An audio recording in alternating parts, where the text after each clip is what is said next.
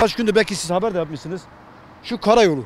Karayolu bu diğer bir ismiyle İpek yoluydu. Yanılmadıysam bu yolu şeye bağlıyoruz. Yani Asya'yı Avrupa'ya bağlanan bir yoldur. Bu yolun şeyine bakar mısın Allah aşkına, bir memleket bu kadar sahipsiz olabilir mi? Düşünebiliyor musunuz? Tehlike saçıyor. Tehlike saçıyor. Yani 2 aydır yaklaşık 2 ay, hatta 3 ay diyeyim, 2 aydır bu böyledir. Sonra bir baktık getirmişler arkadaşlar, tabii desem sizin haber etmenizden dolayı arkadaşlar gelmişler, hemen karayolları buraya bir önleme yazısı koymuşlar ama o önleme yazısı da yaklaşık olarak 2 aydır, 1 aydır burada duruyor. Ya arkadaşım sen yazıyı koyuyorsun, peki burayı niye yapmıyorsun? Zaten diğer yolda çıkmak üzeredir.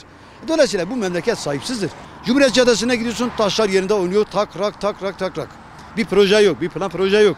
Bu memleketin acil bir şekilde plana, programa, projeye ihtiyacı olan bir memlekettir. Çünkü bizler bu memlekete başka gidecek yerimiz yoktur. Çoluğumuz var, çocuğumuz var, hepimiz bu memleketin aşığıyız. Ağrı nasıl dediyse onu anlatamıyor. Ağrı insanları çok bilinçsiz insanlardır.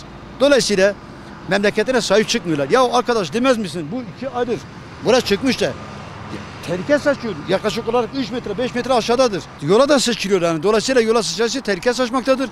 Bu konuda gerekli ivedi bir şekilde protokolün üzerine düşen en temel unsurlardan biri ivedi bir şekilde buna bir çare bulmalarıdır.